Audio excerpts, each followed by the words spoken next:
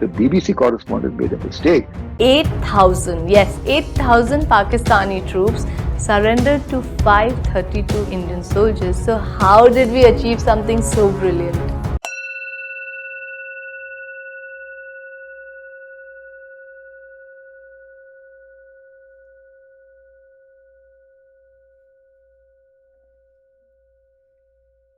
Yeah, I'll give you two reasons. Number one is that although now we were totally out of range of our own artillery, so what we did was we had with us an Air Force officer who was able to link with the Air Force at Kumbiram, and our fighters kept us safe during the day. And at night we were on our own. So they fighters were telling us exactly what they were seeing on the ground and what they were attacking. He said there was a huge amount of people massed to attack you. We've broken them up. That in the Battle of Sylhet and in many battles in Bangladesh, the Air Force had managed to obtain superiority. Number two, at the Battle of Atgram, we did not have artillery support. We had no mortars. We had no MMGs. So we launched what is called a Khukri attack.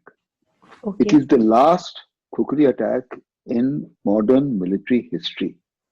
And so, since we didn't have enough supporting weapons to support our attack, you know, when we go into battle, the normal ratio should be 3:1. And why is it 3:1? Because in the assault, many people are going to die on the minefields, die to enemy shelling, etc. So when you reach the objective, at least it should be 1:1. So in this battle, we were 1:1 from the beginning. So we decided that in order to negate the less strength that we had, we should attack by night. We should attack on an approach which is not expected. So we attacked through a marsh which had 3 feet of water in it. The enemy was totally taken by surprise. The commanding officer was a very brave officer. His name was Colonel, at that time, he later became a brigadier, Arun Harolikar. So he said that doesn't matter. He spoke to the troops and he said, our most trusted weapon is the Khukri. What I want you to do, we will attack on an unexpected approach. We will attack by night. When you reach the objective, get on top of the bunkers, throw grenades inside the loopholes, and once the grenades go off, then go ahead and saf karo with your Khukris.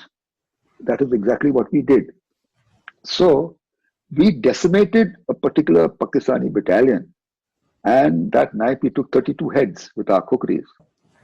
Hats off.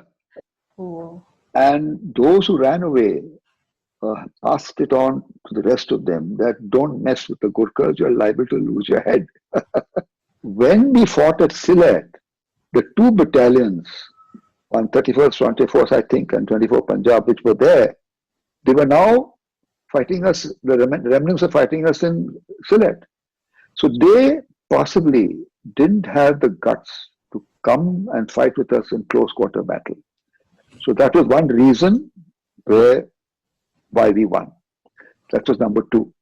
Number three, we, the Indian Army and the Indian government, allowed the war correspondents of the CBC and the BBC to accompany our troops.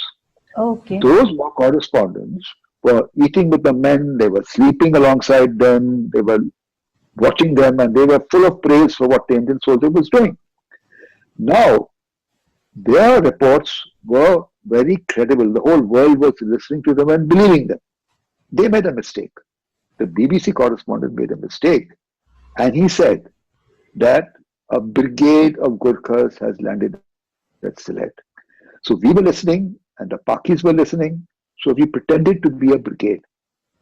And when the surrender took place, they wanted to surrender to us. But we were so few and they were so many. So we said, we have no orders to accept your surrender, go back. Then they said, can we speak to the brigadier? Then we realized that we had managed to bluff them that we were the brigade. And we got hold of, on the radio, told our brigade commander to come the next day and accept the surrender. So he came in a chopper. So the brigadiers on the other side said, who has come in the chopper? He asked our brigadier. So he said, I've come in the chopper. So he said, but aren't you here? He said, no, I'm 100 kilometers away. Then he said, what is here? He said, a Gurkha battalion. They said, a Gurkha battalion? He said, no, half a Gurkha battalion.